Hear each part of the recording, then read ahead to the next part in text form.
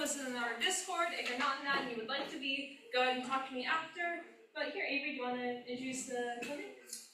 Yeah, okay, so we're doing a Woodwind panel Q&A, so it's really kind of a back and forth, very interactive panel that we have over here. This is an opportunity for all of y'all to ask any questions that you may feel was unanswered in Woodwind methods if you have or have not taken that class. And yeah, let's get started. Can I introduce you to the show? Oh yeah. I played bassoon. Sean, you play evidently clarinet. Felix. I play all of the flutes and the saxophones. And I play oboe, also English horn, but I didn't bring that with me. And flute. Yeah, and flute, but I also didn't bring that with me. Okay. I can just start talking about the different kind of clarinets there are that I bring on there. So this is like the most standard clarinet you're gonna see. This is the B flat clarinet, and this is the one you're gonna use mainly in contraband and like even in most marching bands. You're not gonna see any A clarinets. You might see some E flat clarinet, but that's I prefer. Just don't worry about that. You know, don't worry about E flat clarinet. Like honestly, if you have a kid that has private lessons and like they've had experience or they've been like trained for this, I would maybe not let them play this. It's like not really. It's a lot of work. And the problem with this E flat clarinet, it's just so finicky. It's like there's so many things that can go wrong with it, and like so out of tune. Like the reason why this is so much easier to get in tune is because you're using this much clarinet, and then when you start using less and less clarinet, it's harder to get in tune. So for example, I play like this a long beat, right? I have a lot more control over that sound because I'm using the whole body of the clarinet, right? But if I start going down to like this part of this clarinet, this is called the throat tones, right? Like that one is, you're only using this much clarinet. There's a common saying in the clarinet world where like some guy made like 3 different instruments and just combined them all together. And then the main goal for clarinet is trying to combine all of them and not sound bad. You know, there's a common thing with like the break, right? But the clarinet is a lot more than just a break. It's basically you're connecting the shallow register, and you're going above the break, and then you're going above the altissimo, and eventually there's one above that. And you're trying to connect all of them at the same time without sounding bad, right? Are throat tones considered bad? Because I remember that was mentioned in the rehearsal yesterday, and I had no idea what he was talking about. Yeah, a third tone, I wouldn't say they're bad, they're just finicky. And for example, you know how I said earlier that when you use the whole body of the clarinet, you have so much more support. But when you use throat tones, you're only using basically the sounds all coming out right here, like everything, rather than coming all the way down to the bell. And for throat tones, there's a few tricks you could do. Oftentimes for like an A, or like the throat tone, I'm not gonna say it, you know, but for like the most common one that's really out of tune is like this B flat.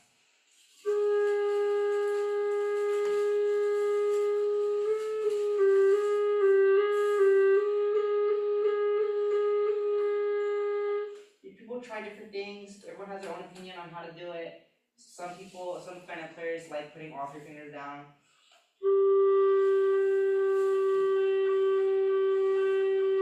It's just, you gotta play around and see what you like. And then, especially in concert history, right? Maybe all of us weren't like determined on what fingering we should use, because there's different fingerings. But at the end of the day, third toner is bad. It's annoying. There's a lot of alternate fingerings on clarinet. Yeah, there's a lot. I wouldn't say, I have this giant book here I want to show you guys. This guy is a really bad guy. This guy, by the way. But he wrote a really cool book. He's like, okay, he's a really bad guy. But he wrote the Thomas Ridenauer. I don't know how to say it. Ridenauer. Ridenauer. He wrote this book a long time ago, and then it's literally just, I can pass it around. But it's for most altissimo fingerings, and also for some throat tones. He gives so many fingerings on like what you can possibly do. For almost, and it goes up to like, some of them go up to like 20 fingerings. And a lot of the times they're just different, they're the same thing. Yeah. do any of the fingerings match like cover notes, like at least for alternate fingerings on board, which is what I know at least, like you can have the same fingering for multiple notes, or is it just like infinite combinations at this point?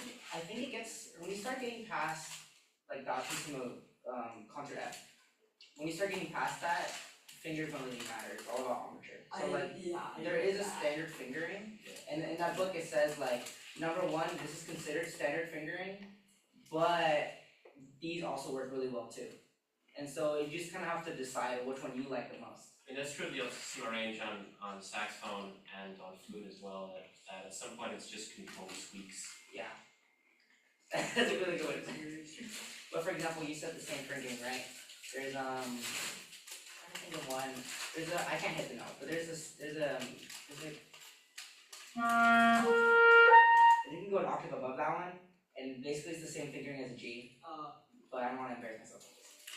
I have a question. So for that like really high stuff, like if you're a K-12 band director, like what are the odds your students would be asked to play it? And then is that a case of like you are expected to teach them, or it's like if you're giving out that part, you have a student who's like in private lesson and is like learning like with a professional how to play this stuff? So I think anything past, you know, it's the concert F, that big concert F. That I think is what you want to go to. I think anything past that, you're getting to like private, like, you know, solo rep. But I think concert G is pretty common, especially for a lot of Sousa music. He loves writing up there. Like a lot of Sousa marches, he loves making you play like really high up there, especially concert G's and like concert F, sorry, and then concert E flats. Like he loves writing those, and they're like all the way up here.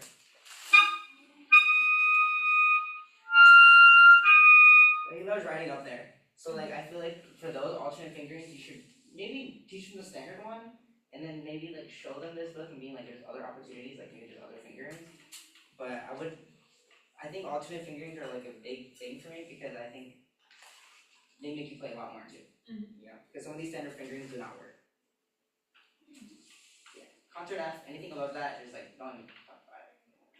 By F, do you mean like the F at the top line of the staff, or the one? Or it would be G on the clarinet, but on B flat clarinet it'd be. Are you talking about on top, right on top of the staff, or the octave above ledger line G? Octave above. Yeah, so he's talking, what is that, 4 ledger lines? Yeah. Yeah. So it'd be Do you use alternate fingerings as well for like just runs to make them easier? Or do you generally just use standard fingerings for that?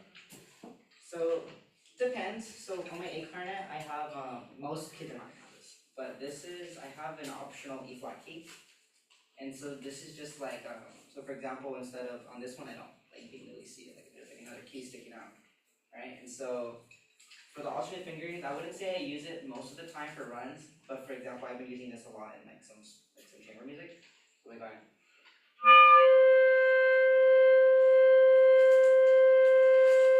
And sometimes that just so much better, you know, that little alternate key. But a lot of clarinets won't have that a lot of clarinets don't have that.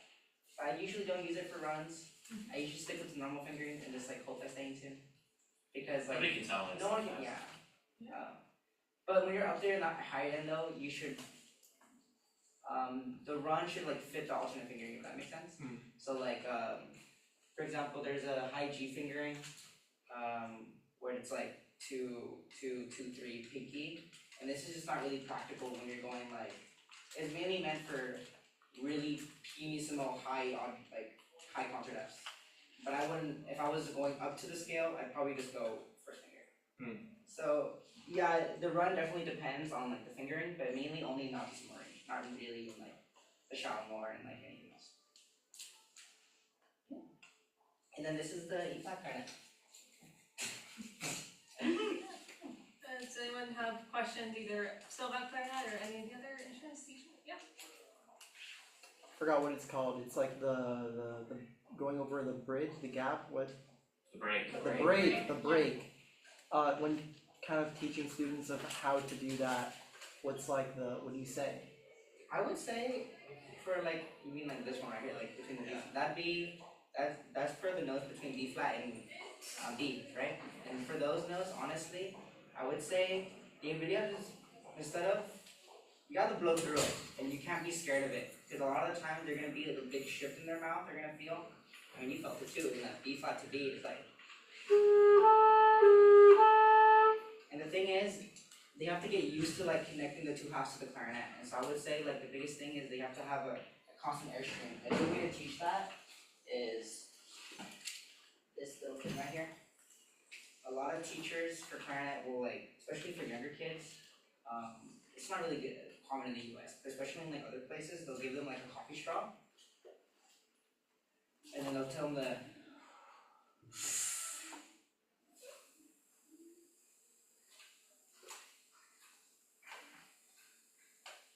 when that gets them used to like the air support you need, and like this is a lot harder than it looks.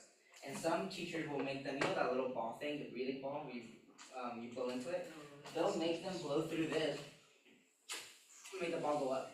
And then they'll make them play, and that's a good way to like show them like, you need a lot more air than you think, instead of just going like.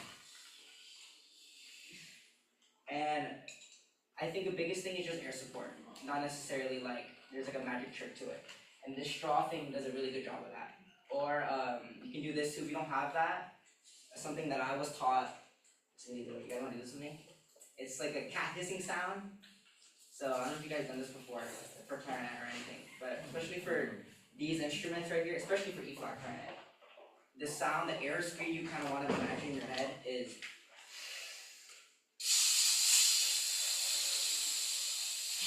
And you want to imagine like the support's coming from down here, not to your face, right? And that really helps with like imagining, like it's a lot of air you gotta push through, but you can't make it sound like that, right? But it's just for a little kid, it's fine. And they make them sound a little. Yeah. Anything else? One more thing about autism range though, is that some kids are gonna be like, it's more air. And yeah, it's more air, but I'd say it's more controlled air. And a good way to teach that is again, through this straw. Like this is like, if I can't play anymore, I'll go like, I'll put this straw in my mouth.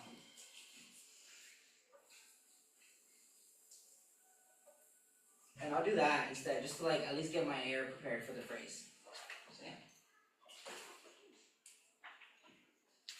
Anyone have questions about teaching any of the other instruments? You guys have any questions about like reed care? Talk about reeds. Yeah, tell me Yeah. everything about reeds, I don't know. Within reason, don't take the remaining 45 minutes to talk about it. You know we could. Yeah, you know we don't. Okay, Sean, I imagine Sean and you agree that every kid who starts, unless they have a private teacher who tells them differently, starts on blue box Van Doren reeds. That is by far and away the best reed for beginners who don't know what they want yet. It's what probably 90 to 95% of band directors recommend for their kids. Van Doren is a French company, and they're one of the oldest reed companies in the world, and they're very consistent and high quality compared to other reeds without being inordinately expensive. A lot of band directors will buy Rico reeds for their kids, which seem cheaper because they're about like $1 cheaper per reed it comes out to, because you buy them in boxes of 10 for most instruments. But they don't last very long, and they don't play well in tune, and they'll mess up your kids' armchairs. So they used to be really good. They used to be the industry standard. They've fallen off in the last 30 or 20 years. But they're not cheaper because you end up having to buy much more of them, even though they're ostensibly like 10 bucks cheaper a box. So blue box Van Doren reeds. If you have a kid who is in 6th grade or younger, I would say start on a 2 if they're playing saxophone or clarinet. If they're older than that, probably 2.5. And you don't want to you want to make sure that kids don't think that reed, like having a stronger reed is like better, because it isn't. It's highly dependent on what instrument you're playing, what mouthpiece you're playing, the physiology of your own body. Yeah. What does the number mean? The number is basically the thickness of the reed in Okay. very small variation. So is the smaller number thicker? So a smaller number is thinner. Okay. They typically have slightly less heart. They take less air to blow through. So the idea behind when you want to move a kid up to a thicker reed is when their embouchure and their air support becomes strong enough that they're blowing through their current reed, that they basically have so much air and so much support that the reed can't handle, it can't push back enough. And that's when you go to a stronger reed, yeah. The harnesses, are they 1 to 5? So, I mean, they make clarinet reeds that go up to 4.5, usually saxophone goes up to 4, but I've heard. basically no one uses that. Like, I think, and more advanced people, players who've been playing for maybe 3 to 5 years, usually use a 2.5 or a 3 or maybe a 3.5. And I don't think I know anybody except for one. I had one classical saxophone teacher who used. He was so extreme with his embouchure that he used clarinet reeds on soprano saxophone because they didn't make soprano saxophone reeds strong enough for him. The principal cornet of the Louisville, he plays on string 5 reeds.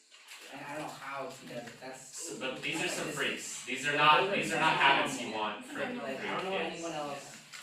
I think if you see a kid using a 4, That's too much. Like, they need to be having been told that by a private lesson instructor. Otherwise, you say you don't come in my classroom with more than a 3.5. Yeah. And for most kids, probably a 3. I know back when I was learning saxophone and was coaching beginners, like, we would I was told, and then, like, we would tell them, if you're playing and you're getting, like, tired after, like, less than 10 minutes, your reed is too hard, you need to go down. If you're playing and you're always squeaking and your tone's really thin, then either you need a new reed, it's worn out, or you're playing on a reed that's too thin, you need to move up. And it can be tricky sometimes because, I mean, reeds come in boxes of 10, and out of that box of 10, let's say you buy a box of 2.5s, they all say 2.5, and they're all supposed to be 2.5s, but no matter where you get your reeds from, some of them are going to be 2s, some of them are going to be 3s, some of them are going to be in between, and so the older you get as a musician, the more reeds you throw out, which is awful to say, but like, the reeds I buy come in boxes of 5, and I throw out 1 out of 5 reeds on average, straight, like I play the reed and it's done, I throw it out, like within 2 minutes. And most kids are not really gonna feel that difference, but the truth is, like, sometimes they just get a bad reed and you gotta just give them another one. On that subject, encourage your kids to buy their own reeds because they're freaking expensive. I mean, especially double reeds, which is a whole other thing. I know my high school band director had the rule of if you wanna like learn a double reed or play a double reed or whatever, like he had some of just like, here, I will give you the first one, after that you are on your own, because we don't have it in the band budget to keep buying over reeds. My middle school, we give kids reeds who are beginners for the first semester, and then we're like, you're on your own. And kids who are more advanced, we're like, you can have a reed every like 2 or 3 weeks from us, and if you need more than that, you need to buy them. Because, you know, $35 is a manageable expense for the vast majority of families, and you talk to kids, if you're teaching in a low-income area, you're like, okay, this is what it has to be. But if a kid is truly, truly low income, put them on a brass instrument, or put them on a flute, or put them on percussion, because reed care, reed maintenance is pricey, it's time consuming, it's difficult, and it's best done under the care of a professional. I wanna add on to that where I had a teacher at high school, right, and one of my students is taking like Title I school and all that stuff, but there's a shop in Ventura where you can buy like 2 reeds, 3 reeds. It's a little, I mean, it's not. Yeah, most places will let you buy a box. If you go to a music shop, you can buy reeds, single reeds. Yeah. But the smaller amount of reeds you buy, the more expensive it is. Yeah. Because all of a sudden it goes from being $35 for a box of 10 reeds to being $5 for 1 reed. That math doesn't work. Yeah, and it's just kind of like the shop over there. It's pretty cool, but what I try to also do with my students is like I give them like 2 to 3 reeds, maybe 2, 3 is like maybe 3, but usually 2, and I usually tell them to switch it every other day. So just to make it last a little longer. What's the shop in Ventura? It's called Baxter's North Up Music Co. Okay, cool. And there's a million music shops Yeah, out there. No, I know Nick Rail is kind of an industry standard. In Santa Monica, China, we have the Santa Monica Music I'm Center. from Nick Rail in Santa Barbara. As a brass player, I carry multiple mouthpieces for different styles of playing, for No. fitness. I have a serious gripe. So Wait. With this for woodwinds. Yeah, no, yeah. I know what you're gonna ask. Yeah, I have that same multiple options. Is that the same thing for woodwinds carrying the reeds, or would that fall into the actual mouthpiece? No and no and no. So the idea with students is that you want them playing on one setup and you want to make it as consistent as possible, especially because reeds are so varied and you never know what you're going to get when you rip open a reed package. Like, I mean, it's like playing Russian roulette or something. You're like, I hope today's a good day. You're like, I guess, today I could be really sharp or something. I'm gonna have to, push my mouthpiece way in. But a lot of kids will be like, well, I need like a jazz mouthpiece and I need a classical mouthpiece, and I'm like, no, the fuck you don't. Felix, we're recording. I know. But the idea is that you get a setup that works for everything you're doing right now. And so, I mean, for saxophone, they make metal mouthpieces, they make marble mouthpieces, they make hard rubber mouthpieces, and they make plastic mouthpieces. Plastic mouthpieces come with student instruments, and they usually work for about 6 months before the kid has outgrown them. Then you want to put them on a hard rubber mouthpiece, or maybe a marble mouthpiece. These days there's a lot of 3D printed ones, which are pretty cool, but they're not like standardized. So like you really have to like talk to someone about that. And never, ever, under any circumstance, let a kid show up with a metal mouthpiece to your band class. Period. I told them like first band work, so if you guys come with that, I'm letting you play. Yeah. But I don't wanna hear it. It's like- It sounds so bad. It's like if a kid showed up with one of those like plastic trumpets or something, you know what I mean? It makes them sound way louder than they have to be. It's so It's very out of tune, bright, which is a great thing for jazz, but they're not playing jazz in concert band. They need to blend and play with a dark sound.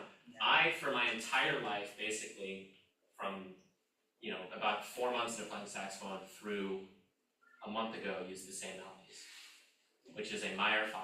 It's considered a jazz mouthpiece, but you can get a really nice dark sound out of it if you have a good reed. And I used it in concert band, I used it playing lead alto in big band, I played it on salsa gigs, I played it like every possible place you could imagine. I used that Meyer, and it worked great. And so there's kind of 3 options I give kids. This is a good thing to write down if you're taking notes. But when a kid is ready to move on from the crappy mouthpiece that comes with the saxophone, which is usually a 4C, that's what they call them. The Yamaha 4C is by far and large the most common. Is you get a Vendoran V16, you get a Meyer 5, or you get a Dario Reserve, and you don't let them touch anything else. It's like those 3 mouthpieces from 3 different brands, and they all feel slightly different, and they come in slightly different variations and tip openings and things, and your kid can experiment with them. But that's the thing they have to buy themselves. Like you as a band director are not going to be able to afford to buy mouthpieces for your kids, like period, unless you're really lucky. They get really expensive. But I mean, like the Meyer is the most affordable mouthpiece in my opinion, and it's only about $80. But most mouthpieces for saxophone and for clarinet are between $150 and $250 each. Yeah, but they're worth it though. I'm not gonna lie to you. Like, So that's like when a kid wants to buy a new horn, like a new instrument. You tell them you don't need a new instrument, you need a new mouthpiece, because it's instead of being $5,000, it's going to be $200, and you're going to sound way better, and it's going to last you for the next 5-10 years. One thing about mouthpieces real quick is you guys know about these mouthpiece cushions? Yeah, they're like rubber. They should buy them. They're like, this is a little more expensive. This is like $50. But there's cheaper ones that are like $5, and like you can buy a bunch of them. They need this. Like this is like standard. Like I don't know, most band directors should. This is like no question. This is gonna make the longevity of your mouthpiece so much longer. Yeah, it does a few things. So they make them in clear and in black.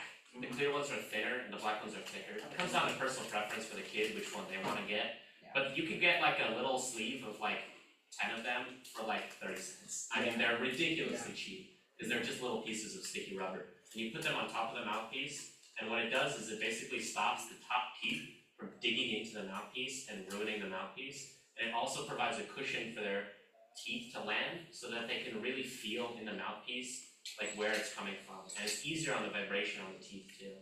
You have a question? Oh, I was just confused. You answered my question. Yeah. Right. My mouthpiece is really dirty, so I'm kind of embarrassed to show this. But like, it's like really dirty. Like, you can see, like, I have it raw, and you can see my bite mark. Like, I bite a lot, right? And this, if I'm gonna replace this anyways today. But if I take this little cushion thing off, there's gonna be no bite mark on it. And I definitely on a thinner one, but I prefer the thinner ones, I use the thinner ones because I don't like my teeth to have to like sink yeah, into the they pad. feel like squishy. But it's really down to personal, like there's no difference sonically or anything like that. I know, kind of back to your original question of like, different reads for different styles. In double read land, at least in Overland, you can talk about this again. I know I do have like reads that play different styles a lot easier. So for example, for like concert band auditions, I used one read for the Royal Fireworks music auditions because it was an older read, it was very thin, so it would always play very light, so that was good for those 3 excerpts. But I had to switch out to a different read that was newer and thicker that had more it had more of a dynamic range. So I had to use that for the other 2 excerpts just because for double reads they are incredibly finicky. I would say probably more finicky than single reads are. Much, yeah. Double reads are such Yeah, a- so I kind of compare it to because most people don't start on a double read. They normally start on like a flute or a saxophone or clarinet, and then they're like, I want to learn oboe or I want to learn bassoon. I compare it to on your double read you've been biting on like a bark chip or if I'm going to stream like a book or a brick and you're switching over to a sheet of paper, like going from the single read to a double read. Actually, I had a new read come in yesterday. In this box is one oboe read that is about this thick. That is how delicate and finicky they are. So, unboxing video, I guess. So, Hello, my name is Wylan. yes, hello, Wylan. It's literally, I mean, it's twice as big. Tap on the because box like there's 2 reads. ASMR.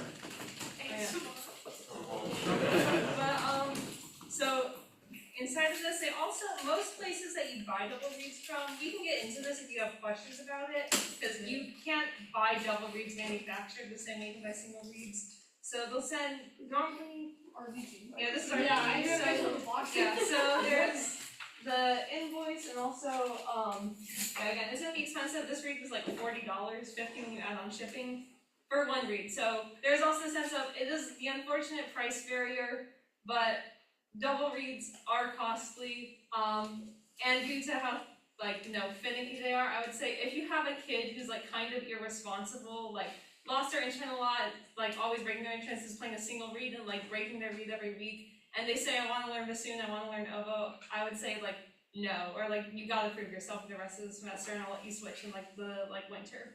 Anyway, so then box full of packing peanuts. Through all the packing peanuts, they then wrap the reed in either bubble wrap or another shipping material, and then finally, It's the same for bassoon, by the way. Yeah. They wrap it in the same. yeah, and then underneath all of that, under the many, many layers, finally, here's your reed.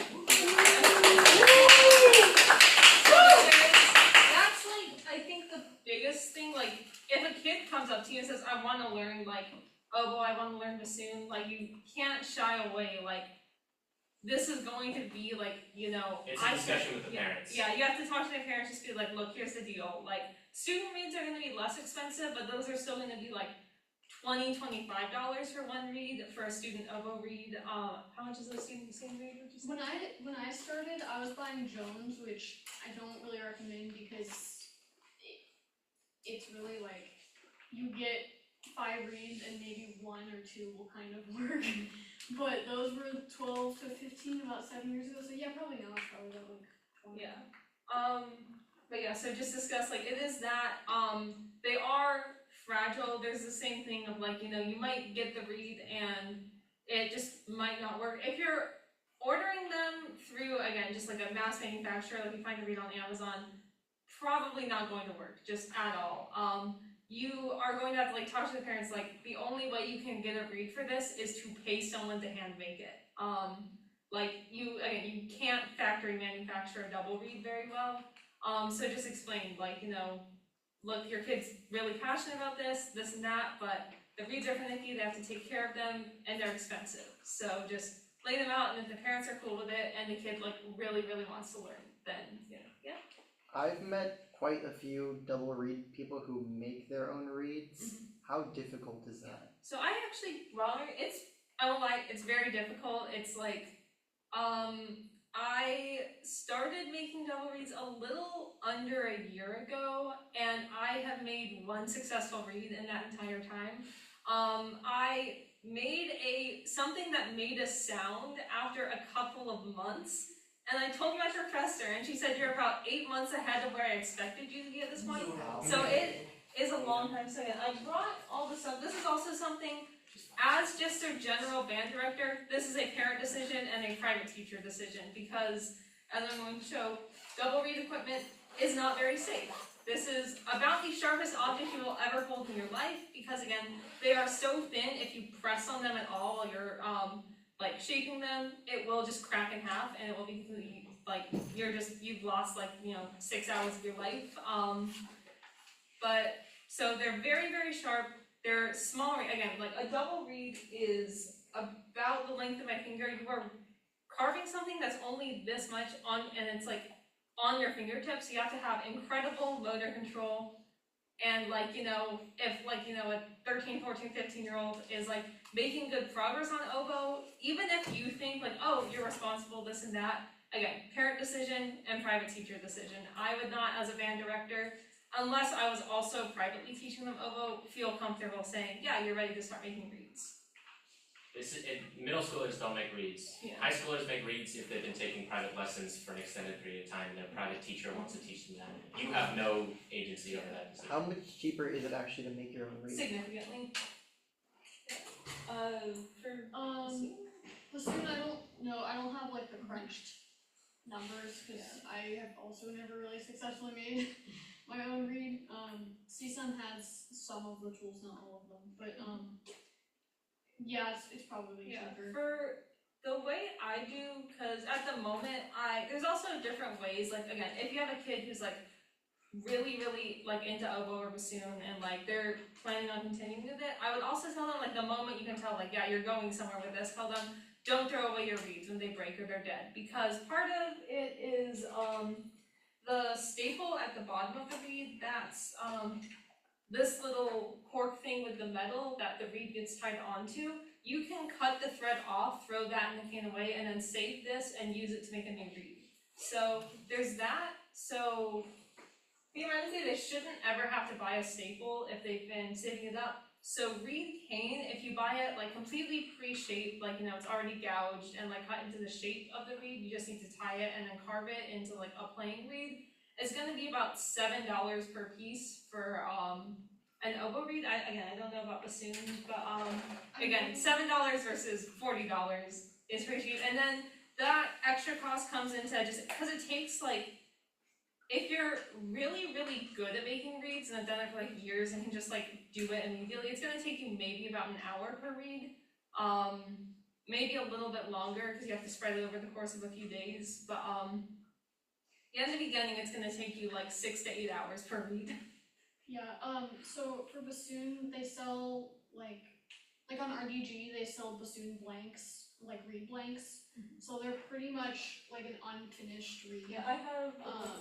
Which I just googled the cost of it actually because I wanted to give you like numbers. A bassoon blank on average costs between like $16 to $21 as opposed to a reed, which is at least like $30. So you can kind of do the math there, and then you add in the shipping, which is ultimately like here. This one was $40. But again, I have kind of the same opinion as Wylan on having your high school students Be careful with it, but you see in the middle there's blanks, these are in progress reads, and then this is just a finished read that I bought.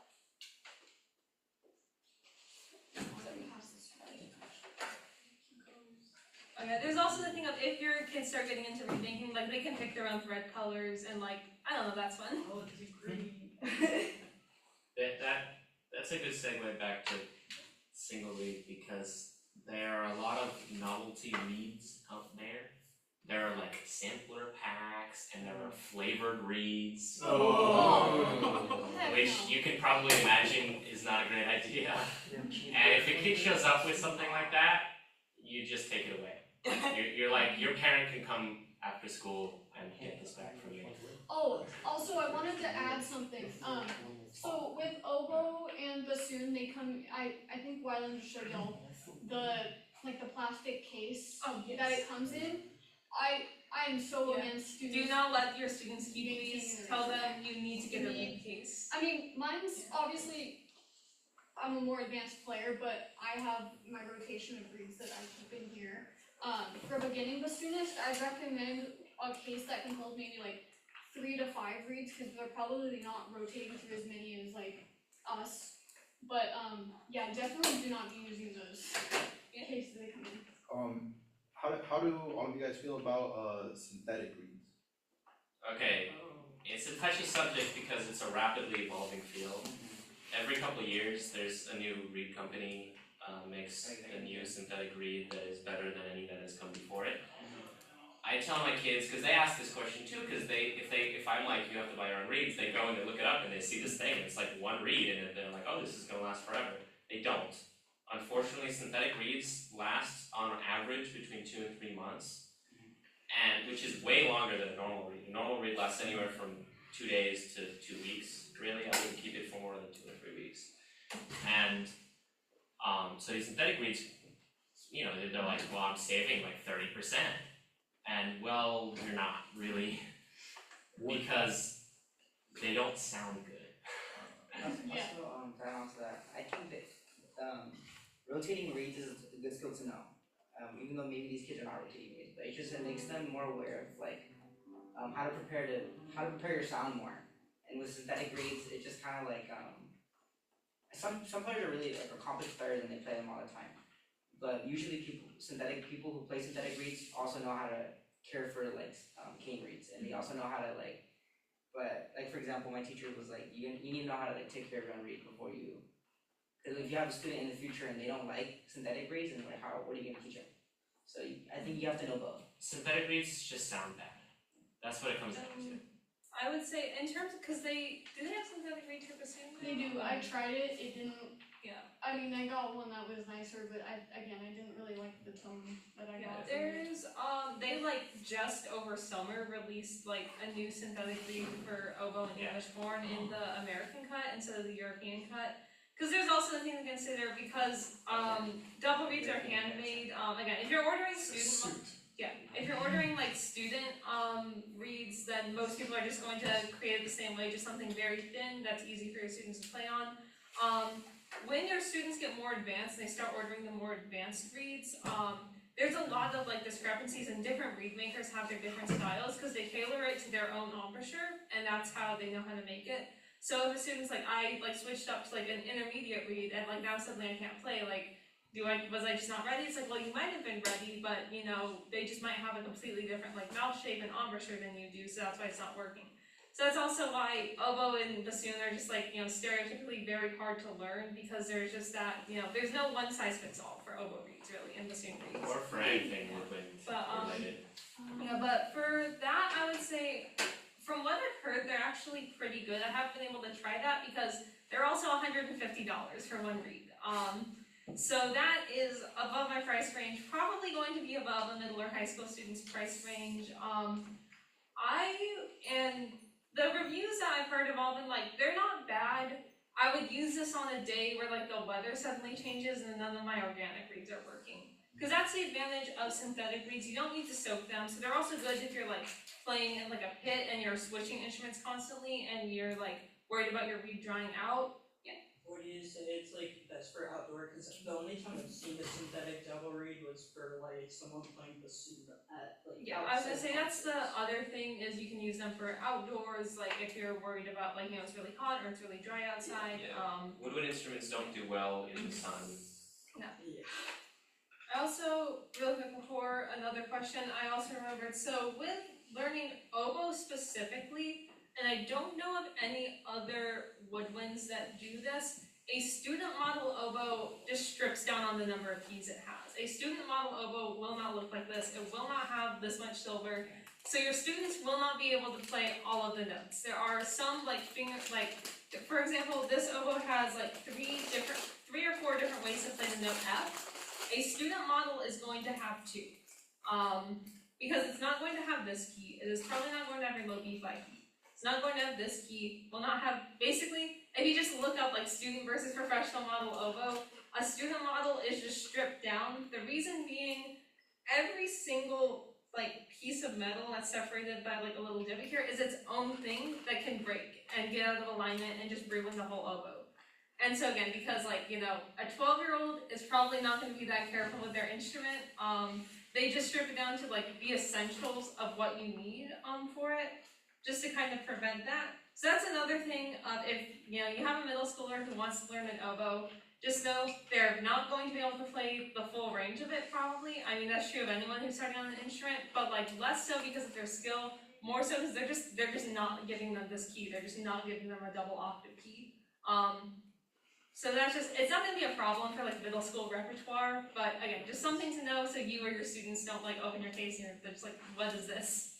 So like, for more developed players playing oboe in high school, would that be up to like private instructor discrepancy or? Not really, I would say like, How would you go about that, say if they do need that extra range? I mean, there's a thing of you can kind of make anything work for whatever, so I would say it's like, once a kid is just like old enough to not like break the instrument because they're squeezing it too hard trying to like put it together, you're fine to like move them up to an intermediate or advanced model. But like for example, my first 2 years of playing in CSUN ensembles, they gave me an oboe that like didn't have this key, and then the alternate E flat key didn't work, which are both keys you would normally not have on a student model. So I was playing on an intermediate model, but it just like didn't have all the keys still, pretty much.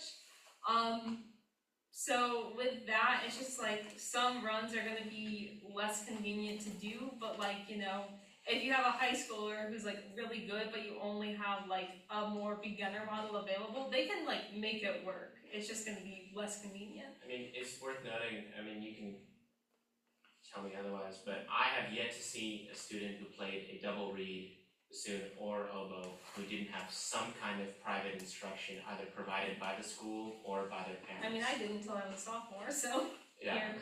I self-taught myself my freshman year of high school, and then my sophomore year of high school was when I decided to get lessons, which, again, like, not every student is gonna have that opportunity. I was just super lucky that, you know, I was able to, but yeah. I didn't have lessons on oboe again until my sophomore year of college. I would say, like, if you know that there's like, you know, a double reed instructor in the area, whether you know another band director who plays a double reed, or there's just someone who you can like call and be like, hey, I have a kid who's like, you know, really into, again, just like really into music, but like, you know, if they really want to learn oboe, are you available for lessons? Like, if you can like feasibly make that happen for a kid and just say like, hey kid, like here's like this person's email or this person's willing to come in during lunch period, I would say almost make it like a requirement. Like if you're serious about this, if you want to learn it, take lessons, because again, there's just, You can ask Dr. Stoffel about that. there's a like thing where it's like people think like double reeds are hard to play. The thing is they are, but it's not hard to get the initial sound out. So like, you know, a kid will start playing and they'll be like, oh, like this is easy. I'm like, you know, playing all these notes right away, like, you know, I'm sitting there in tune. They are definitely having the wrong embouchure. They are definitely like, you know, using their teeth to support the reed instead of using their lip. And that's what I did in high school. And I came here and it took me like 6 months to unlearn it. So I would say like, just make it, that's another thing, talk to the parents and just be like. I'd like to add to like, with that, I switched from clarinet sax. I was playing about clarinet sax about equal at the time, and I don't know like what the tendencies are switching to oboe, but my tendency was to push like on the reed, and so it really, I had to spend a good year. But I had to spend like a good year correcting just that, and then even little things like cracking notes. I didn't know why I was cracking notes until I started lessons. Turns out I wasn't doing a half hole. I would not have learned that on my own. But yeah, for oboe, I know I had the same tendency of basically just using a saxophone embouchure, so just like tucking my bottom lip over my teeth and like calling it a day. If you like don't have access to a private instructor and there's a kid who's like, I'm only gonna learn oboe and not anything ever else, a quick like way to teach them like what their mouth should be feeling like is to tell them to yawn. And then tell them like, okay, now imagine you're in class and trying to hide that you're yawning, and so yawn with your mouth closed, and then stop at the peak of it. that's how far down your jaw should be dropped with your mouth closed when you're playing oboe. So it feels weird, it takes a long time for kids to get used to. But yeah, and I would say also like everyone who's learned a double reed has like been at this point at some point, because I was gonna say maybe we're just from different areas. I don't know a single double reed player who got lessons like before starting college. So because I know I didn't, Phoenix didn't, Lionel didn't. Yeah, my friends well, right didn't, now so I have the bassoon player at a Title I school who doesn't get private lessons, and we switched him from alto saxophone to bassoon Yeah. because there's It's always cool. a need for bassoon Yeah. players. So And we got a guy to come in once a week for half an hour for Yeah. a couple bucks. yeah, I was gonna say, so it's kind of carrying on that. I was gonna say most double reed players have been in the situation of I really want to learn this instrument, but either I don't have the money to afford lessons, there's nobody in my area who like teaches this instrument. So if you know something, like I know if I 10 years in the future was working, I got a call from another director in the district. I was just like, hey, I have this kid, they really want to learn oboe, they're so just excited, they're in love with this instrument, but low income, they can't afford lessons. I would just be like, what time does your school day end? I will be there. I will give half-hour lessons once a week for free. A lot of double reed yeah. players will do that. Yeah, just because we know, we have been there, we know how terrible and frustrating it is to struggle through learning it ourselves. So just throw it out there, make the calls, somebody will answer and say yes. I have kind of a situation, cause that this reminds me of is in sixth grade I was it started on horn, but I was the only horn player. But what my band director did is whenever we'd have sectionals, which was quite frequently, because that's kind of where my area would start, there'd be coaches for different sections. I never saw one for double reeds, unfortunately, but there was literally one bassoon player and that's it. But I had a private horn instructor, and that's the only private instruction I got until college, which I thought was really helpful. I was thinking in a beginning band context, every once in a while, for even just any instrument, but more so for the trickier, more nuanced instruments, I guess, double reeds or even horn, or just the lesser known, I guess, even percussion. A clinic even, every once in a while would be super. I mean, I can tell you that's what most schools I've observed, and I've spoken to teachers, that's what they're using their Prop 28 money for right now. So there's a big boom in that, and I know that a lot of people in this room work for schools doing that kind of work. I'm paid by Prop 28 as a coach. I go in and work with flute and saxophone students, and sometimes clarinet players, much to their dismay. The new saxophone students.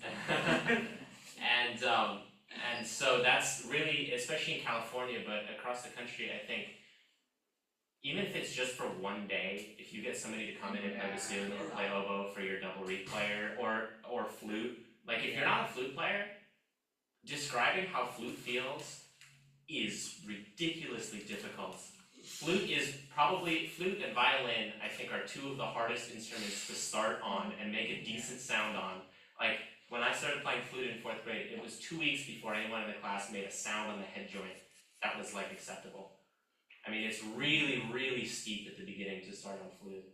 And saxophone player picks it up and they put it in their mouth, and basically no matter what you do, a sound will come out. It might not be very pretty, but if you put a saxophone in a kid's hand and you make sure the reed's in the right spot, they'll make a decent sound, within a few minutes. But flute players, it takes weeks of head joint work, or at the very least days of head joint work. And then you gotta put the flute together, and you gotta make sure the fingerings are right.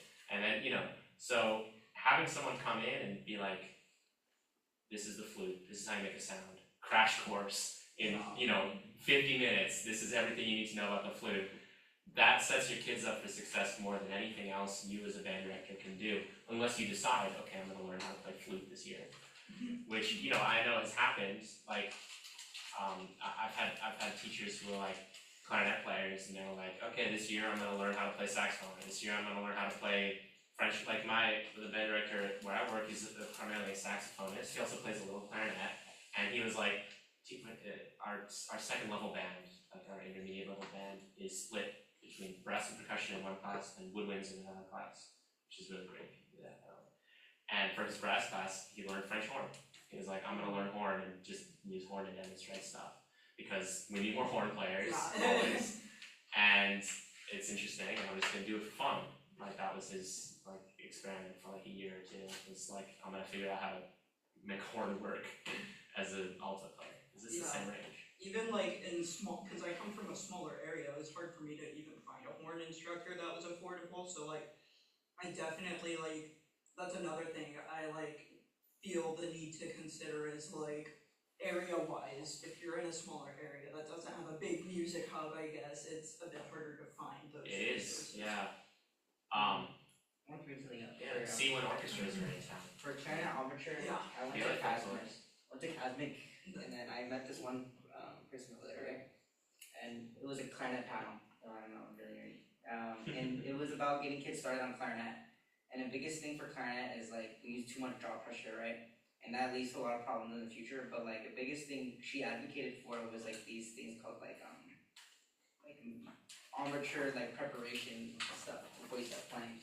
Before she made kids start playing, like especially for younger kids, she had all these fun little methods. But one of the things that really stuck with me was she would this is like imagine the room was full of band directors, right? And then everyone was just doing this. She went up front. She was like, all right, repeat after me. And she made repeat like these syllables to help them prepare for the clarinet armature. And these syllables were E, but with a good like relaxed jaw, right? E, and in the back of your mouth you go ah, E, R, and then when the oo, to keep everything still. So it'll be E, R, oo. And you guys, if you do that, you literally like your face feels, you know, it just feels like it's ready to play. And you go E, R, ooh. And this is a good way to like visualize kids like what an armature should kind of look like. And it really stuck with me because I was like, dang, that was such a really good way to explain armature. Like I hadn't never heard anyone explain it like that. Usually it's just kind of like That's smart. right? And so it was like she made kids go E, and you can try with me. It's like you're going E, and in the back of your mouth you're going oh, and after that you go ooh, and your tongue should kind of be like that. And it's like it makes them like relax your jaw a little bit too, because like you're not so tense up here. And it's just it really stuck with me that. And also on the topic of tonguing too, for like I don't know, tonguing is a big thing. But she did not. Her whole point was like, don't teach kids how to tongue until way later. Yeah, the issue with that is then some of them just don't do it. Yeah, now Ever. Yeah. So I'm not in favor of that. I think if you're in a smaller setting or like, you know, Suzuki violin methods, you guys are familiar with the Suzuki method, which is for piano and violin, and now they do it for flute and stuff. Like if you have a, you know, third grader who's doing that outside of school, like they don't have to learn how to tongue. But like if you're in band class, they don't learn how to tongue. I also wanted to bring something else up about like emergency clarinet repair. Have you guys ever had like your cork fall out for a piston or something? Yeah. I don't know if you guys, a quick way to like fix that, like maybe like in the moment, you should keep some Teflon tape with you. If you guys are familiar with this. Yeah, I have that for overalls. I have another piece of advice for cork maintenance. Yeah. That's Oh, more interesting, which is cork can sometimes absorb a lot of moisture, Yeah. especially saxophone cork, which is where the mouthpiece is. So it's literally the most amount of moisture in the entire horn is on the cork. Sometimes the cork will shrink, especially if you're somewhere where it's very humid, and the mouthpiece will it won't fit anymore. It'll be too big. And what you can do in that scenario is take a lighter and hold it Yeah.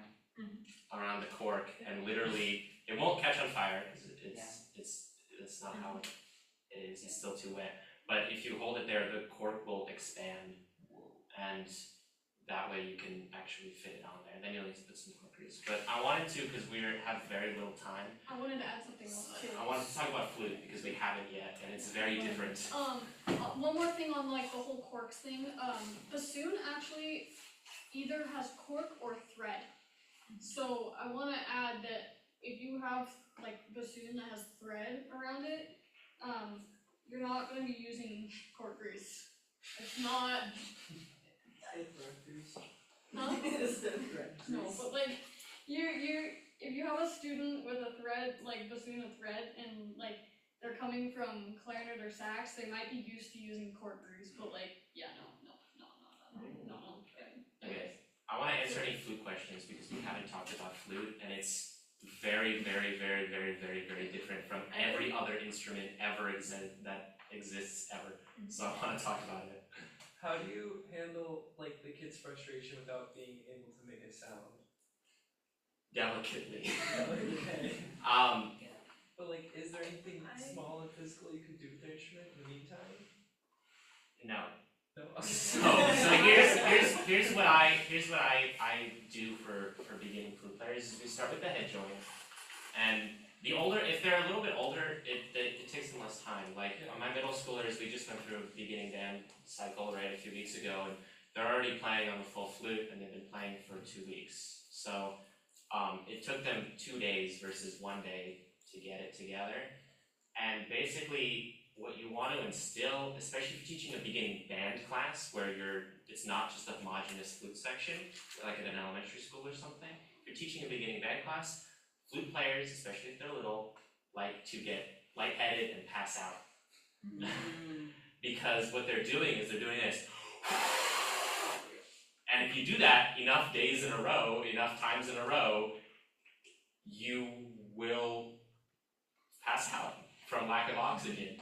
So what's really important is that flute players are playing their soft little instruments with barely any sound, and the trumpets are behind them going wah, and the saxophones are behind them going wah, and they're like, I can't hear myself, and they just start overblowing and they pass out.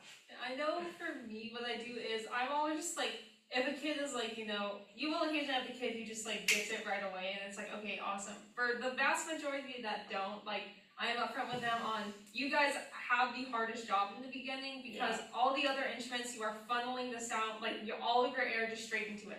You don't do that with flute, so they all have the leg up. You guys are starting with the biggest hurdle, but that means when you overcome this, you suddenly have a much easier journey than the rest of the band. You actually is questionable, but it helps keep them motivated. Although I will say that is kind of the stereotype. The stereotype, and it is more often true than not, is that flute players are the straight A students. Flute players are the ones who convince their parents to get them private lessons. Flute players are the ones who have the hardest runs in the band. Flute players are the ones who learn their parts the fastest. Those things happen. So even that it's kind of like the difficulty curve is really high, really high, really high, and then it starts to slope off, and you kind of reach a point where like they're really out of tune, but everything else is really, really good. And then the other thing is, and again, if like you guys want to stay after to ask this question, because I know I have a minute, but so last thing is, the other thing is, and I'm also upfront with this, it's getting them to start. I have just basically like a bag of methods. I'm like, alright, we're just gonna throw darts at the wall until we find something that sticks, and it's like, don't get frustrated if this isn't working, because that just means I haven't asked you to try the right thing that's gonna click. But I know some of them for me is like, taking a piece of paper, drawing a dot on it, and saying like, blow right at that, like, pinpoint your air onto it. That works. I've heard somebody else who has just like brought a bag of rice to his lessons and like had their students like hold it and then just like shoot it out, like, to, again, just help build that. I also, for students who overblow, I use the analogy of think like you have a bubble wand and you're trying to blow bubbles through it, and you pop it right away. So you have to like, very controlled, just put enough air that you're filling the bubble, but not enough that you pop it. If you have little students who get like bored and distracted, you can also just get like them from like Dollar Tree and just like, okay, here, practice with that. Now think about when you're blowing that, especially if you already explained the embouchure shape, say like blow this with a flute embouchure, okay, now back to here's the flute, but like again, just like develop a bag of tricks basically that, and you'll keep adding on to it as like, you have more students who are learning flute. But yeah, just be upfront, like you have the hardest job to start with, and it's going to be hard to explain. Don't get frustrated, you are going to get this eventually. It's worth noting, because I know there's a lot of brass players in here, the instrument that is most similar to the flute in the band is the trumpet. So flute works on partials the same way brass instruments does. A lot of people don't really know this about flute unless they're really hardcore flute players, but it works in partials with fifths, just like the trumpet, and meaning that when you play flute, sorry, I'm just gonna raise it up. When you play flute, you don't have an octave key like you do on clarinet or on saxophone or an extra key.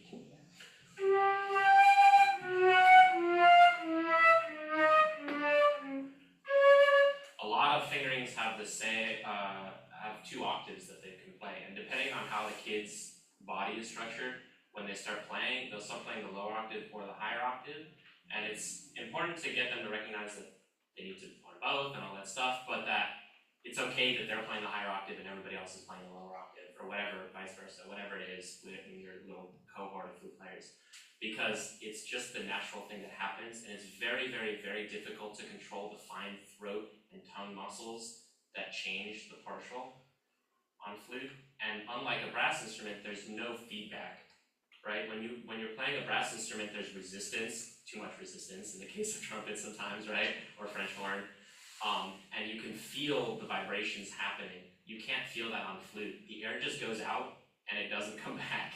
There's no resistance. There's no way to fine tune it. It's really, really comes down to like diaphragm control and air speed and how warm the air is and how much air you're blowing and how close your embouchure is and how little your aperture is.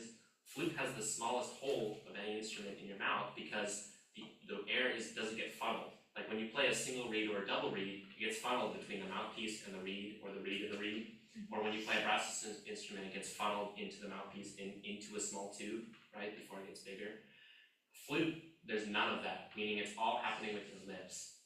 So flute players have just the craziest embouchures if nobody shows them what's up, because they're doing all kinds of crazy things inside that you won't know. The kid might sound really good, but if they get to college, their music major, their flute teacher's gonna take one look at them and go, how the hell have you been making any notes at all? We gotta redo this completely. So it's really difficult because there's no feedback on flute, and that's what I think a lot of kids struggle with, and it's also why it's the hardest instrument to play in tune. Like, bar none, flute is the hardest instrument to play in tune, because 100% of the intonation comes from your mouth. Like, that's ridiculous. There's very few alternate fingerings that affect intonation in a good way.